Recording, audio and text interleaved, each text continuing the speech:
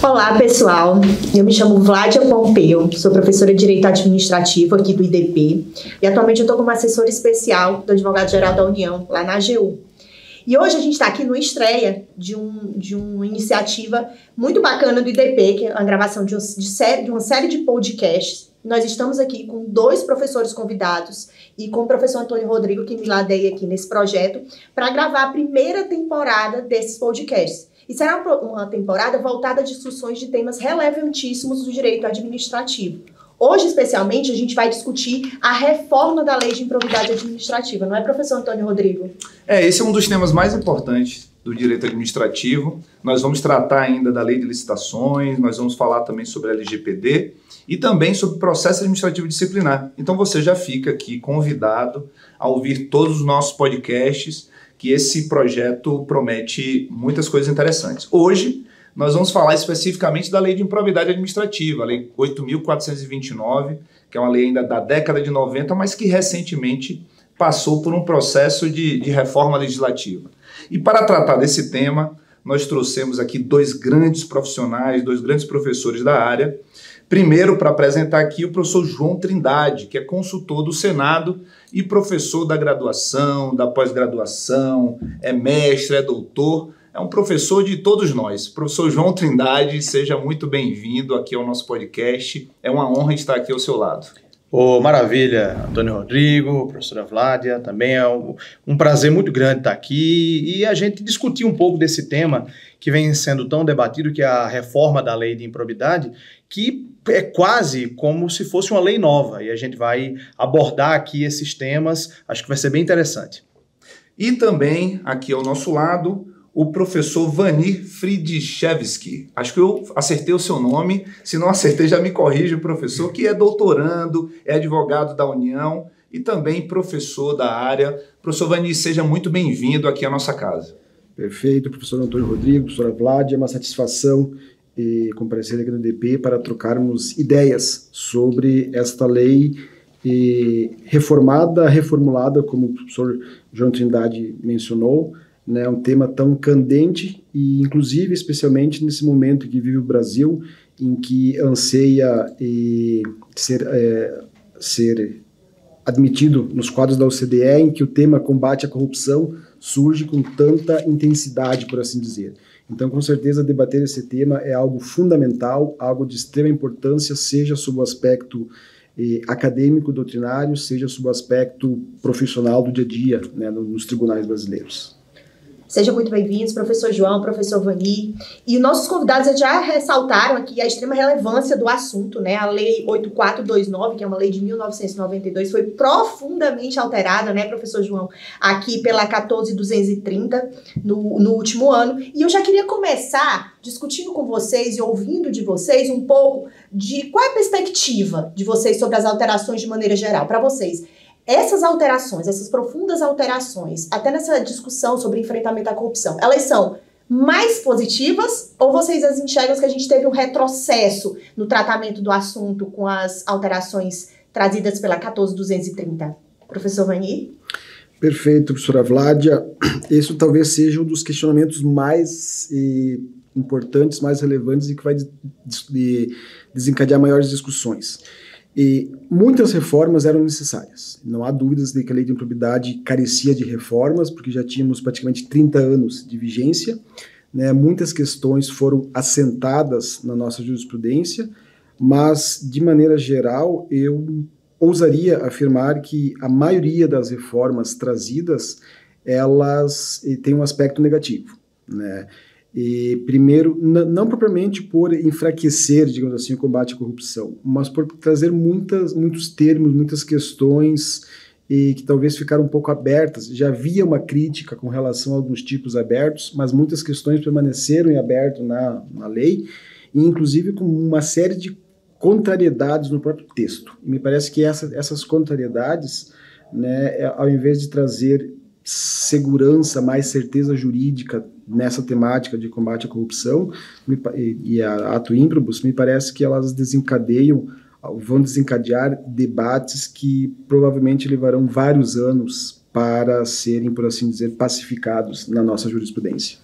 Professor João, e no seu ponto de vista, a reforma da Lei de Improbidade Administrativa, ela andou mais pelo caminho positivo ou pelo caminho negativo?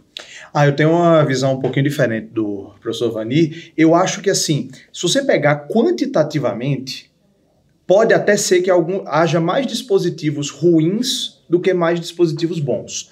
Mas acho que, na essência, o que foi feito de positivo suplanta o que foi feito de negativo. Tá? Porque assim, a gente teve realmente, principalmente na parte processual, acho que a lei mexeu muito mal. Acho que na parte processual tem muita coisa ainda para harmonizar. Agora, na parte principal, na parte que afeta o gestor público, na parte que afeta realmente o afunilamento do combate à corrupção para a corrupção que realmente precisa ser combatida, para a grande corrupção, acho que nesse ponto aqui a lei andou bem. Então, o que eu acho que o legislador errou foi não ter mudado a lei por inteiro. Eu acho que a tentativa do legislador de manter a lei que havia gerou essas contradições, ou potencializou essas contradições que o professor Vani falou. Porque, basicamente, assim, o que se manteve da 8429 foi só o número. Na prática, é uma nova lei com um novo sistema, mudou até a ementa da lei. Eu brinco com os alunos que houve um transplante de alma aqui. Quer dizer, realmente é outra lei. Então, talvez, se o legislador tivesse feito uma nova lei do zero, houvesse um melhor aproveitamento disso. Mas acho que, no geral, questões como a extinção da modalidade culposa, a transformação do rol do artigo 11 em rol taxativo, as grandes mudanças que a gente vai discutir aqui, eu acho que são majoritariamente positivas. Eu acredito que a gente manteve um pouco a ideia de deixar a concretização dos termos legislativos um pouco na mão do judiciário, né? A Lei 8429, ela já tinha muito disso. Muitas das definições foram conseguidas, né, ao longo do tempo na aplicação da lei. E eu acho que essas alterações trazidas pela 14230, ela mantém essa mesma linha. E vai demorar um tempo, eu acho, para a gente entender e aplicar concretamente todos os dispositivos na lei. Acho que essa foi a preocupação trazida pelo professor Vani. E nesse contexto, eu queria conversar, professor João, e te perguntar, né? A lei, ela trouxe pela primeira vez, né, uma referência aos princípios constitucionais do direito administrativo sancionador, né? E aí a pergunta que não quer calar, né? Que princípios constitucionais seriam esses? Como é que você imagina esse novo dispositivo aí trazido pela 14230? Vládia, essa é a pergunta de $1 milhão, né, em matéria de improbidade. Quer dizer, dependendo da resposta que se der aqui, a gente vai, inclusive, defender se a nova lei nas disposições materiais retroage ou não retroage. Quer dizer, o princípio da legalidade no aspecto da lei prévia e da retroatividade da lei benéfica é um princípio constitucional do direito sancionador? Se for, a lei nova retroage. Se não for, ela não retroage. Então, essa é uma questão central, está lá no artigo 1º, parágrafo 4º da lei, fazendo essa remissão aos princípios do direito sancionador, e que, como eu conversava com o professor Vani aqui nos bastidores, é uma questão que a gente não tem um rol, não tem uma lista, não tem nem os próprios autores de obras de direito sancionador, não tem um rol taxativo de quais são os princípios. Agora, assim, analisando a legislação comparada e a Constituição brasileira, quando fala de princípios penais que são extensíveis ao direito administrativo sancionador, a gente dá para usar como inspiração aqui a questão do processo disciplinar, por exemplo, que já tinha uma jurisprudência que mandava aplicar algumas garantias penais, mas analisando a legislação da Itália, Portugal, Espanha, Argentina, a gente pode listar aqui, por exemplo, o princípio da legalidade estrita. A lei tem que ser prévia, certa, escrita, estrita. O princípio da culpabilidade, mais precisamente reforçando aqui o desvalor especial da conduta dolosa. Também o princípio da taxatividade, que talvez justifique o fato de o artigo 11 ter se tornado um rol taxativo. O princípio da proporcionalidade, especialmente na questão da dosimetria e das medidas cautelares, que parece ter informado toda a formulação da lei. Então, assim, a gente não tem uma lista. Quem procurar na Constituição não vai encontrar essa lista. A gente tem que recorrer aqui para a doutrina, para a legislação do direito comparado e também para a jurisprudência do Supremo e do STJ e tentar inferir isso. Professor Vani, ainda dentro dessa linha, nós sabemos que, ainda fazendo um paralelo à resposta do professor João Trindade, nós temos diversos direitos dos acusados em geral. O professor Fábio Medina Osório traz um pouco da doutrina do professor Enterria e apresenta uma série de garantias dos acusados, independente da instância punitiva em que ele esteja sofrendo uma acusação. Dentro da Constituição Federal, nós temos diversos desses direitos que são indicados de maneira mais objetiva aos acusados nos processos penais, os acusados diante de uma ação penal. O senhor faz algum paralelo desses direitos, dos direitos dos acusados na esfera penal com aquele dentro da esfera da lei de improbidade administrativa? Quais seriam esses princípios gerais do direito administrativo sancionador ou, como também utilizado pela doutrina, os direitos dos acusados em geral? Perfeito. Essa é a pergunta que vale 500 mil reais, não vale 1 milhão, vale 500 mil reais, pela importância. Mas realmente tem uma conexão muito importante e esse é um aspecto, seja quando nós falamos do direito penal, seja quando nós falamos do direito sancionador não penal, me parece que é um ponto talvez mal desenvolvido na nossa, nossa prática jurídica e talvez na própria doutrina. Por quê? Sim, nós falamos de direito sancionador, só que nós estamos falando de direito sancionador, seja penal ou não penal, no contexto de um Estado democrático de direito. E aí que entra um aspecto que eu reputo extremamente relevante. Isso até é um spoiler da minha tese de doutorado, mas que eu reputo extremamente relevante, a preocupação com também o direito das vítimas. Então, o que acontece? Nós falarmos em devido processo legal, então, primeiro, sim, é imperativo a observância no processo sancionador não penal, ou seja, na improbidade administrativa, na ação da lei anticorrupção, numa ação civil pública, é imperativo a observância dos princípios constitucionais de defesa. Contraditório, ampla defesa e tudo mais. Só que me parece que justamente nós não podemos enxergar o direito sancionador como uma ferramenta onde única e exclusivamente mereça proteção o acusado. Por quê? Justamente porque por trás de uma acusação nós temos um direito que foi violado. O direito da sociedade. Se nós falarmos do direito penal, por exemplo, nós vamos ter o direito da vítima. Então me parece que o devido processo legal, seja penal ou não penal, ele tem que levar, sim, em consideração os direitos fundamentais de defesa, que eu reputo como algo inafastável no seio do Estado Democrático de Direito, mas nós não podemos perder de vista também o quê? Justamente o direito da vítima. Claro que quando nós falamos em improbidade administrativa, a vítima é mais abstrata, é a sociedade, é o Estado.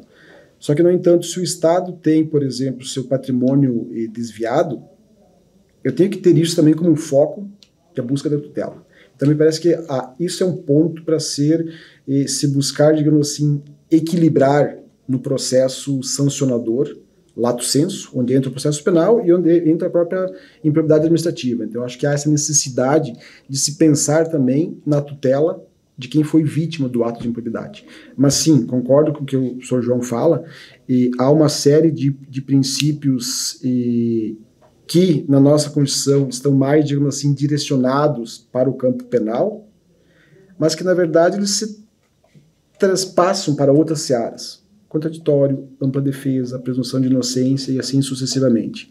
Claro que faz falta no Brasil, por assim dizer, uma teoria do direito sancionador não penal, onde talvez nós pudéssemos avançar e equilibrar alguns desses princípios. Mas, sem dúvida, são aspectos relevantes e que devem, sim, ser levados, trazidos à discussão no seio do processo sancionador, como é da lei de improbidade administrativa. E é interessante, professor Vani, que essa concretização, essa consolidação do direito administrativo sancionador no Brasil, ela está sendo construída, né? E essa discussão, ela vai muito ao encontro disso. Quais são os princípios, que regem toda essa nova modalidade, essa nova contextualização específica do direito administrativo? E eu acho que a lei de improbidade administrativa, nessa nova formatação dela, ela está apressando essa discussão, que já vinha sido travada pela doutrina, como o professor Antônio Rodrigo falou. A gente tem vários doutrinadores abalizados. Eu queria citar aqui a professora Alice Voronoff, que tem um livro, que foi a tese de doutorado dela, se eu não me engano, sensacional sobre o assunto, que traz essa discussão, que joga, luz a essa discussão. E a lei de improbidade, nessa formatação nova, ela trouxe, vamos dizer assim, essa pressa para a gente se debruçar sobre esse assunto. E nessa linha, eu acho que tem muito a ver a questão da exclusão da modalidade culposa de improbidade, né? Porque aí a gente discute o próprio conceito de improbidade e se seria cabível, e agora não é mais, né, uma modalidade culposa dessa lesão, né, vamos dizer assim, lesão administrativa. E aí eu queria perguntar para o professor João o que ele acha dessa exclusão da modalidade. Isso foi um avanço, isso foi um retrocesso? Em que medida a sociedade brasileira ganha ou perde com essa mudança trazida pela 14.230? Professora Vládia, nesse caso aqui, eu acho que a mudança foi extremamente positiva. E ela vai forçar a uma distinção que não se fazia muito entre a ação de improbidade e outras instâncias de responsabilização dos agentes públicos. Por quê?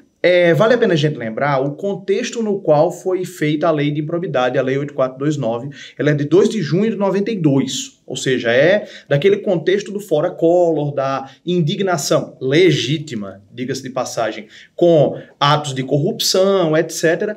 É como se a gente fizesse um novo Código Penal logo após a Lava Jato. Então, num movimento pendular que a sociedade vive e que é natural que seja assim, a gente às vezes tende a pecar pelo excesso. Por exemplo, talvez agora o legislador tenha pecado pelo minimalismo, digamos assim. A gente vai precisar revisitar alguns temas desses aqui. Mas na lei de improbidade se previa para o dano ao erário, para o artigo 10, a modalidade culposa. Então, a negligência, imprudência, imperícia, como dizem os penalistas, né, o descumprimento de um dever objetivo de cuidado. Se a gente for olhar na essência do conceito de improbidade administrativa, é difícil de você justificar. Quer dizer, não é um ato de desonestidade. A gente não quer punir, me perdoem aqui o coloquialismo, a gente não quer punir com a ação de improbidade o servidor que é roda presa. Sim. O servidor que é descuidado. A gente quer punir o servidor que é desonesto. Para o servidor que é roda presa, que é desleixado, existem outras esferas de punição. Existe a responsabilização civil pela questão do dano ao erário, do prejuízo, e existe também a esfera administrativa disciplinar. Mas acho que aqui a lei andou bem ao dizer, olha, improbidade é um ato doloso. Me permitam aqui uma historinha de 30 segundos, talvez até menos. O meu primeiro cargo público foi de técnico em química, durante 1 ano. E um dos trabalhos da gente era fazer análise de alimentos. Então, quando você pega esse rótulo de alimento, de água mineral, vê o quanto tem de bário, estrôncio, não sei o que, era a gente que fazia. E é um trabalho bem sensível. E havia uma pessoa, 2 pessoas na verdade, que lavavam os materiais que a gente ia usar. E se a pessoa não lavasse direito, aquilo gerava a perda de um reagente que era caro. Então você, quando colocava lá o reagente, ficava tudo rosa de fenolftaleína. Dizia, meu Deus, foi fulano que lavou isso daqui, não foi? Foi. Gente, esse é o servidor desleixado. Ele causou dano ao erário. Ele causou prejuízo. A gente perdia um reagente de R$200 o litro. Naquela época. 20 anos atrás. Então, mas essa pessoa não cometeu um ato de improbidade administrativa. Essa pessoa tem até que ser ressarcido o erário, pode até levar uma advertência na esfera disciplinar, mas essa pessoa não é um agente público desonesto. Não é esse tipo de pessoa que eu quero alcançar com a suspensão dos direitos políticos, a perda da função pública. E uma coisa, professor João, eu escrevi até num artigo sobre a reforma da lei de improbidade, que a ação de improbidade não é o remédio exclusivo para resolver todos os problemas da administração pública. É importante que a gente saiba, e a reforma da lei de improbidade deixa isso muito claro, que a ação de improbidade ela não é uma ação meramente civil. Ela é uma ação de caráter punitivo, de aplicação de sanções que são sanções pessoais, sanções bastante graves. A exemplo da suspensão dos direitos políticos, da perda da função do cargo público, que é digamos assim, é algo que é a realização de um sonho para diversos cidadãos brasileiros e muitas vezes se vê acusado numa ação de improbidade por algo que não necessariamente é uma desonestidade, é um ato de corrupção. E aí, passando já para o professor Vani, essa ação de improbidade que tem como foco a aplicação de sanções, ou pelo menos a investigação, se é o caso de aplicar uma sanção contra o servidor público, contra o agente público ou o particular que agiu em conluio com esse agente. Essa ação ela é uma ação muito pesada, tem efeitos bastante graves na vida de um agente público. Uma das questões da reforma da Lei de Improbidade Administrativa foi retirar a legitimidade ativa das advocacias públicas. Hoje, de acordo com a reforma, para aqueles que estão nos ouvindo, apenas o Ministério Público poderá ajuizar a ação de improbidade contra os agentes públicos acusados desses atos de corrupção. Na redação anterior da lei, a advocacia pública, né, as procuradorias do Distrito Federal, dos estados, dos municípios, poderia também ajuizar essa ação de improbidade. E um dos argumentos daqueles que buscaram a reforma era que essa legitimidade ativa, principalmente nos casos municipais, passavam a ser instrumentos de perseguição política. Na advocacia pública efetiva, aquela formada por cidadãos que foram aprovados em concurso público, obviamente que esse tipo de ação disfuncional é pouco visto, não tem um histórico muito relevante. A AGU sempre cumpriu um papel muito responsável em relação a isso. Mas isso, para muitos críticos, era algo comum nos municípios. Essa modificação, a retirada da legitimidade ativa da advocacia pública, você acha que foi algo que veio para o bem ou para o mal?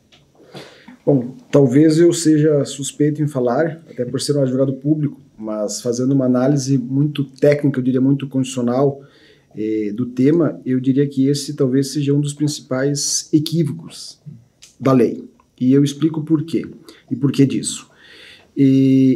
A tutela do patrimônio público, né, como de maneira ampla, ela sempre foi outorgada no nosso sistema, especialmente a partir da Constituinte de 88, justamente ao Ministério Público e, de maneira cumulativa, às pessoas jurídicas de direito público.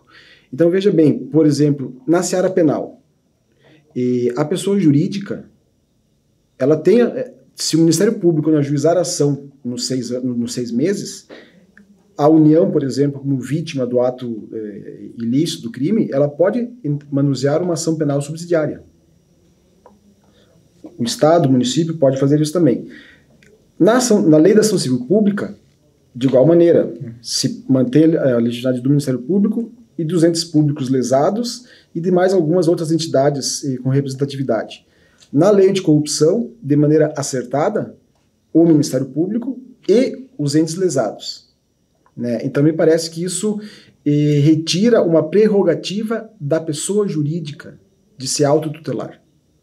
Né? E um outro aspecto que você muito bem referiu com relação aos municípios. Se fala que muitas vezes a ação de improbidade era manuseada no município, o partido X entrou no poder agora, então eu vou entrar com uma ação de improbidade contra o ex-prefeito do partido Y. O município errou. Só que se nós formos analisar, essa ação de improbidade, ela é submetida ao judiciário com a fiscalização do Ministério Público. Então, você dizer que quem está abusando da ação é o município, ou é o procurador do município, me parece que é muito parcial, é muito míope essa visão, porque, na verdade, se o procurador do município se equivocou, você tem a fiscalização do Ministério Público que pode chegar como custos legis na ação e dizer: o juiz, essa ação de improbidade aqui é descabida por A, B e C. O próprio juiz, como o julgador do caso, pode muito bem, né, indeferir liminarmente a petição inicial. Então, me parece que esse foi um dos principais aspectos em que a reforma incorreu em equívoco, ou seja, esse é, ao meu juízo, um dos pontos em que o legislador foi muito mal, inclusive, especialmente porque criou uma diferença entre todas as demais sistemáticas. Pois se você pode ajuizar, se o ente público lesado pode ajuizar subsidiariamente uma ação penal, por que ele não vai poder lançar mão dessa ação? E se o Ministério Público se quedar inerte, a pessoa jurídica a defesa do seu patrimônio vai ficar à mercê do quê? Claro, a pessoa jurídica tem a prerrogativa do ressarcimento ao erário. Esse sim, não foi afastado, né, o ente público lesado pode perfeitamente entrar com uma ação buscando ressarcimento ao erário. Só que não é só isso, é muito mais do que isso a tutela da probidade. A tutela da probidade não se resume ao ressarcimento. Né? Então me parece que nesse aspecto é um ponto muito negativo dessa lei 14.230. Professor João, eu acho que esse é realmente um dos temas mais polêmicos, né, trazido, que tem gerado maiores discussões. Eu não queria passar dessa pergunta sem ouvir a sua posição sobre esse ponto também. Eu acho que o professor Vani aqui esgotou a questão. Sem dúvida alguma, esse é um dos piores, se não o pior ponto da lei. Eu acho o seguinte, é porque, mais uma vez, o problema é a falta de uma visão global do pacote aqui da lei. Quer dizer, se fosse a lei antiga e você dissesse, olha, procuradorias municipais têm abusado, a solução fácil, talvez não correta, mas a solução fácil era dizer não. Então deixa só o Ministério Público como legitimado ativo. Mas diante dessa série de proteções que a gente criou agora, não faz sentido restringir a legitimidade ativa. Quer dizer, é por isso que eu falei que na seara processual, talvez tenha sido o ponto em que a nova lei ficou mais capenga, sabe? Então aqui, sem dúvida alguma, acho que é um dos piores pontos da lei, se não for o pior. Eu vou ousar discordar. Não que eu tenha certeza de que essa alteração foi totalmente positiva, mas principalmente no argumento que o professor Vani apresenta aqui. É muito difícil para o magistrado, no dia a dia de uma justiça assoberbada de ações, é muito difícil o não recebimento de uma ação de improbidade. Não é algo fácil. Quando há o ajuizamento de uma ação de improbidade, para um magistrado super assoberbado, o mais comum, o mais, digamos assim, o caminho mais tradicional é ele receber e dar oportunidade de defesa dentro da instrução probatória. Só que esse ato de recebimento da ação, esse ato processual, ele por si só já gera um incômodo e um prejuízo à imagem de agentes políticos que é algo gritante. Então, assim, a jurisprudência do nosso país, ela foi caminhando para um lugar em que o indúbio pro societatis. Esse é, inclusive, um dos principais argumentos para decretar, ao longo desse tempo de vigência do texto anterior da lei, diversas medidas cautelares que acabaram com a vida de muita gente nesse país. Muita gente séria, que tiveram seus bens bloqueados, suas contas bloqueadas, seus bens tornados indisponíveis. E esse tipo de comportamento da nossa jurisprudência, na minha visão, é, inclusive, um dos principais combustíveis para a alteração da lei de improbidade administrativa nesses termos.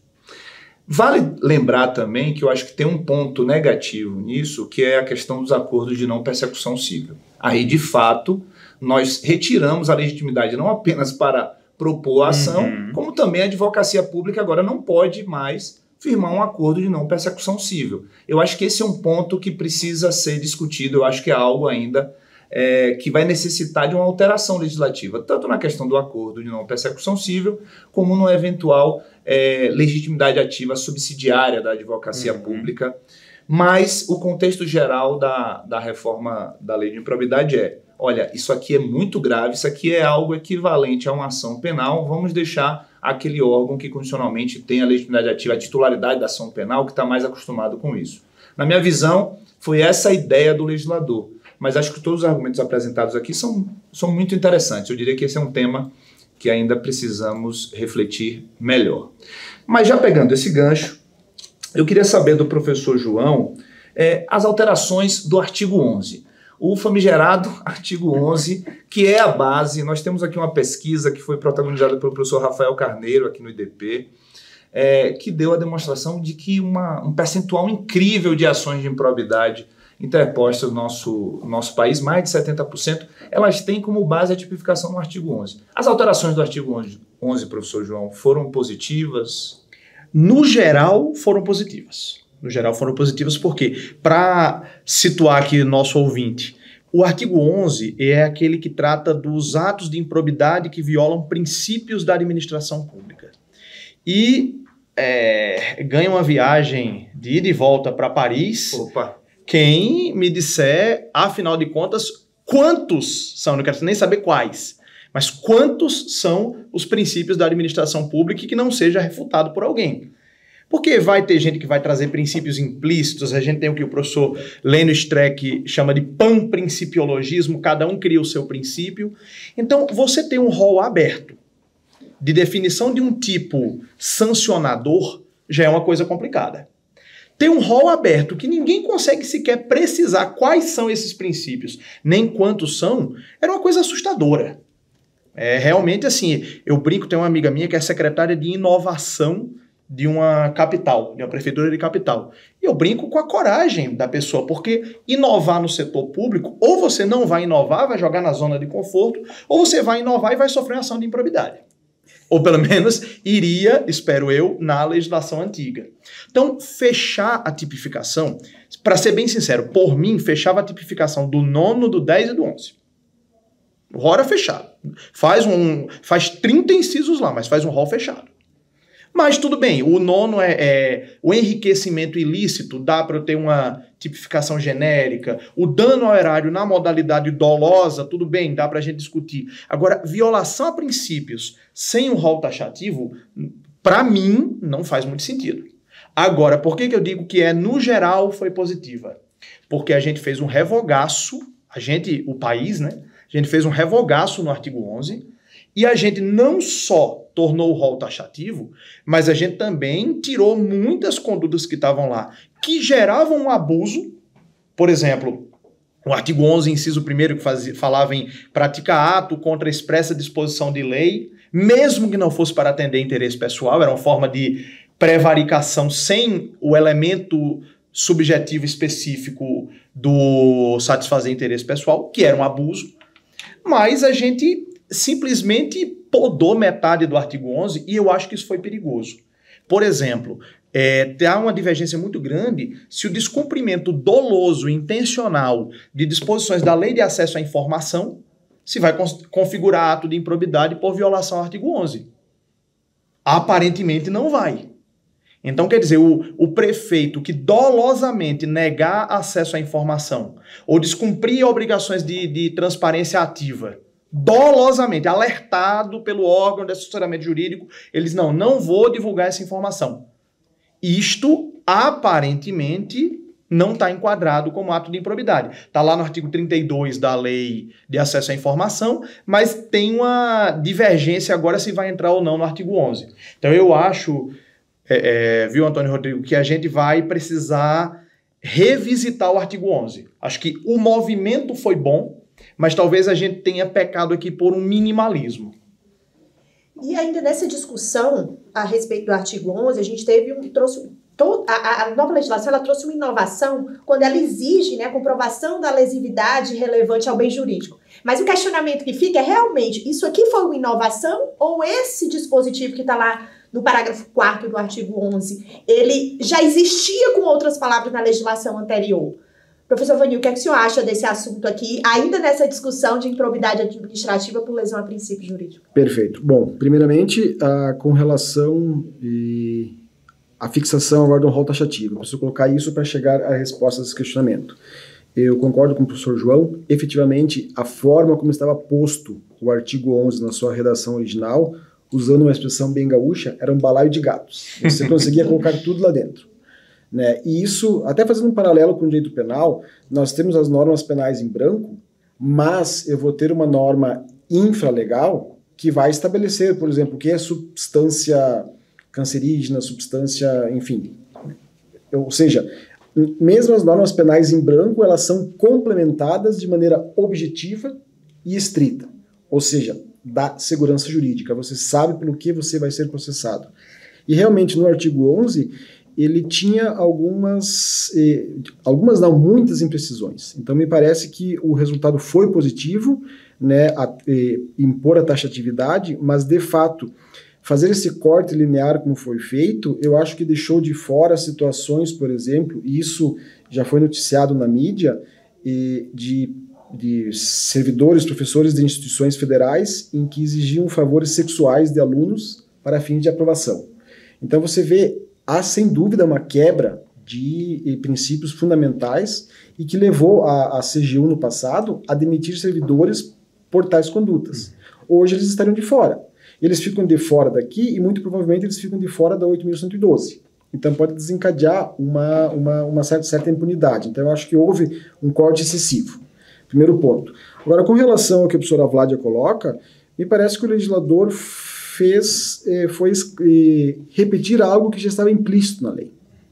No momento em que você, por exemplo, descumpre o dever de honestidade ou que você viola de maneira dolosa algum desses princípios taxativamente referidos no artigo 11, você vai estar manifestando com o dolo a vontade de violar os princípios, de violar esse bem jurídico. Então, me parece que a lesividade ela é íncita ao tipo, ainda mais agora com a modalidade dolosa, que está muito clara. Então, me parece que esse dispositivo não vai ter um reflexo, uma efetividade prática muito grande para a punição desses atos. Né? Agora, ao dolo, e você pune, por quê? Porque há lesividade ao bem jurídico, ou não ao dolo, e você não violou um desses princípios taxativamente postos, e você não vai ser punido. Então, me parece que há uma certa desnecessidade desse dispositivo.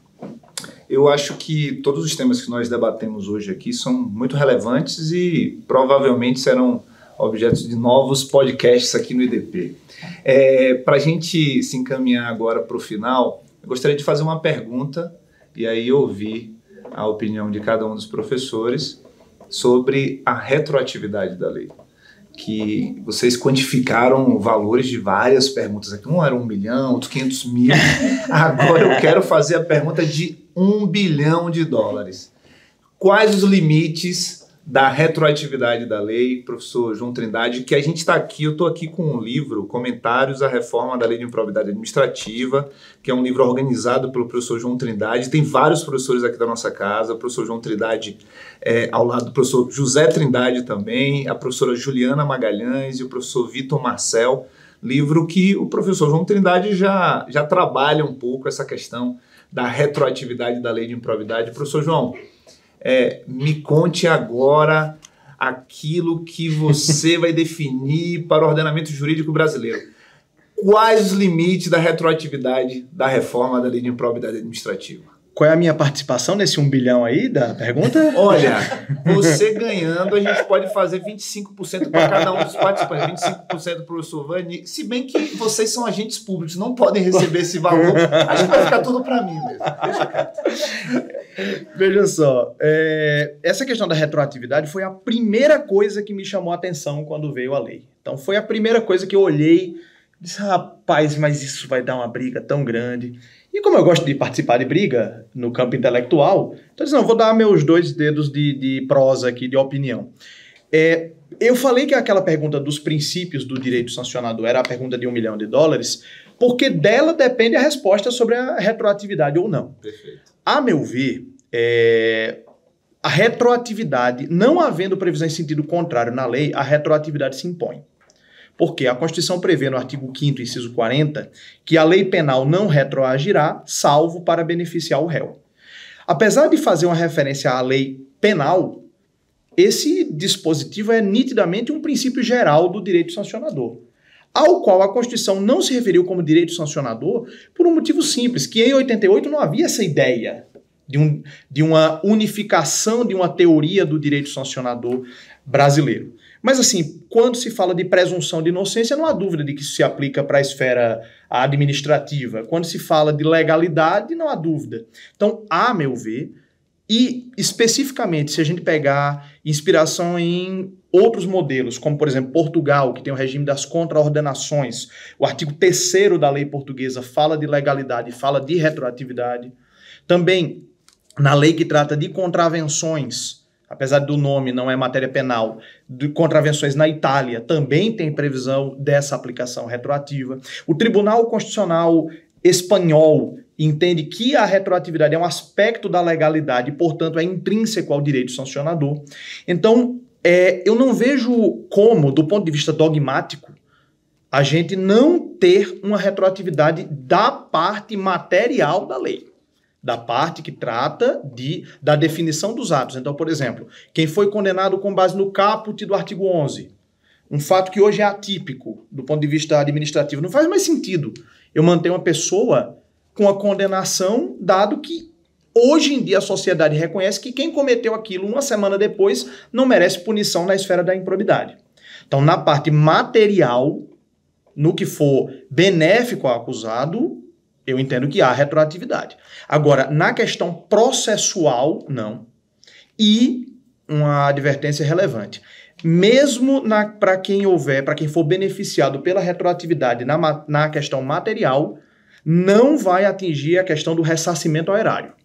Porque o ressarcimento ao erário tem natureza civil em sentido estrito e não natureza punitiva. Aliás, é uma das críticas que a gente faz à lei, que a lei continua incidindo no erro de considerar o ressarcimento ao erário como se pena fosse. Ressarcimento tem caráter indenizatório e não caráter punitivo. Exatamente por isso, nesse caso específico, não haveria retroatividade. Mas isso vai dar muito pano para manga ainda. A 5ª Câmara de Coordenação e Revisão do Ministério Público Federal já se pronunciou pela não retroatividade, surpreendendo um total de 0 pessoas. Mas isso vai dar muito debate ainda. Já está dando, né, professor? É verdade, eu acho que essa discussão realmente ela ainda vai demorar um tempinho a ser, vamos dizer assim, pacificada, consolidada. E aí, nesse sentido, depois desse resgate aí feito pelo professor João Trindade, eu queria ouvir do professor Vani a análise que ele tem desse mesmo tema. Especialmente porque o professor Vani atua na prática, né, com essa definição da aplicação da retroatividade à lei, uma vez que ele está como diretor do Patrimônio Público e Probidade da Advocacia Geral da União. Então, professor Vani, aí brigando pelo 1 bilhão de reais aí discutido aqui, colocado na mesa, qual é a sua posição aqui? Em que é que você aposta aí? Bom, vamos por partes, diria. Na verdade, há uma série de questões que estão imbricadas com isso, porque essa retroatividade ela vai tem o aspecto material dos tipos sancionados, e também tem uma relação importante com a própria prescrição. Né? E, óbvio, são institutos diferentes, mas que ao fim e ao cabo eles vão se relacionar. Então eu começo pela prescrição para chegar nos tipos incriminadores, digamos assim. Com relação à prescrição, esse foi um tema trazido, né? A norma instituiu pela primeira vez uma prescrição intercorrente, que a meu juízo é norma processual e se aplica daqui para diante, ou seja, isso não vai ter retroatividade. Então, se uma ação de improbidade tramita há mais de 5 anos, me parece que você não vai poder retroagir para extinguir essa ação de improbidade. Por quê? Justamente a norma de prescrição intercorrente é processual, daqui para frente. Nós temos sim a prescrição material de 8 anos trazida. E aqui é mais um aspecto que eu verifico como problemático na lei, porque, por exemplo, o novo Código Civil, novo que agora já nem é tão novo, quando ele entrou em vigor, ele trouxe, acho que o artigo 2038, se não me engano, que tinha uma regra de transição para prescrição. Ele dizia que serão dessa lei os prazos, se até a data X correu tanto tempo, não me recordo da disposição agora, mas justamente trazia uma norma de transição para você aplicar os efeitos materiais das prescrições regulamentadas. E isso a lei de improbidade não fez. Nós tínhamos 5 anos, agora são 8, né? Então, se você analisar o pé da letra, e se você pensar em 5 anos para 8, você vai dizer que majorou o prazo. Só que a norma agora, ela tem um tempo muito claro. O prazo de prescrição é a partir da prática do ato. E na norma anterior, por exemplo, o servidor era a partir do seu desligamento, era a partir da demissão, ou seja, havia uma série de questões. Então, na verdade, me parece que o legislador falhou nesse aspecto ao não trazer uma norma que permitisse tratar o direito intertemporal com relação a isso. E esse também é um problema para você definir a retroatividade ou não disso, né? E como o João falou, a 5ª Câmara, muito embora ela tenha tratado da parte tipificadora, ela fez uma leitura rasa, não retroage. Já há algumas decisões, algumas manifestações em tribunais superiores, e eu lhes confesso que eu tenho esse é um tema que eu estou muito curioso para saber, especialmente pela prescrição material, qual que vai ser a definição. E com relação ao aspecto tipificador, que o professor João coloca, aí de fato a gente tem mais uma série de problemas, porque o Código Penal, primeiro, se nós formos fazer uma análise estrita do que diz a Constituição coloca muito claro, a lei penal não retroage, exceto para beneficiar o réu. Ou seja, o que a Constituição fala é de uma possibilidade de retroação da lei penal. A leitura estrita desse dispositivo vai me dizer, aqui não tem lei penal, e de fato, isso aqui não é penal. Pode ser primo, cunhado da lei penal, mas não é lei penal. Outro aspecto, o Código Penal, quando trata da abolitio criminis, ele deixa muito claro que os demais efeitos não penais não são afastados pela abolitio crimes. Ou seja, eventual sanção administrativa, eventual o ressarcimento, que o João muito bem colocou. Então, sob esse enfoque, eu posso muito bem sustentar que, justamente, fazendo essa leitura, essa interpretação restrita do artigo 5º, inciso, acho que 40 da Constituição, com o que mais diz o Código Penal, que a abolitio é específico para sanções penais. E eu talvez poderia muito bem sustentar que isso não vai afetar essas sanções aqui. E daí até um outro aspecto que eu coloco, justamente, por exemplo, se o cidadão, ou a empresa, enfim, já foi condenada, já cumpriu metade da pena, isso vai me levar ao quê? Isso vai me levar à necessidade de ajuizar ações rescisórias, uma ação revisional, porque veja bem, e esse também é um problema, que a lei fala sobre se é uma ação civil pública, se é uma ação civil, você tem um prazo de rescisória de 2 anos. Então, se já passaram-se 3 anos, por exemplo, da condenação, e eu tenho direitos políticos suspensos por 5, como que eu vou proceder? Na revisão penal, é a qualquer tempo.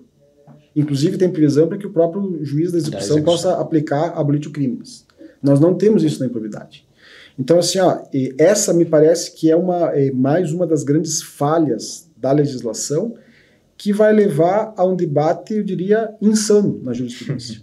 Nós tivemos vários temas que levaram 10, 15, 20 anos para serem pacificados na STJ, a se manter essas disposições. Me parece que nós vamos levar um debate muito intenso por um bom período, pela imprecisão e pela falta de normativo para tratar desses temas. Retroatividade ou não, ou melhor, aplicação no tempo das normas de direito material. Para a questão processual, acho que não há necessidade, isso já é pacífico. Lei processual tem regra no CPC, é daqui para frente. Agora, esses pontos materiais, que entra retroatividade, me parece que faltou um zelo do legislador, e eu diria, talvez até fazendo uma crítica, eu acho que foi de afogadilho, porque havia um projeto de lei apresentado pela Comissão de Juristas, que da noite para o dia foi modificado no Congresso, e essa é uma crítica que eu faço também, que não foi debatido, e levou a essas imperfeições que, a meu juízo, vão continuar causando muita insegurança jurídica, e muitos debates numa temática que não deveria ser assim, porque a gente está falando de combate a ilícito. Primeiro, quem pratica o ilícito, direito de defesa, eu tenho que me defender de algo certo.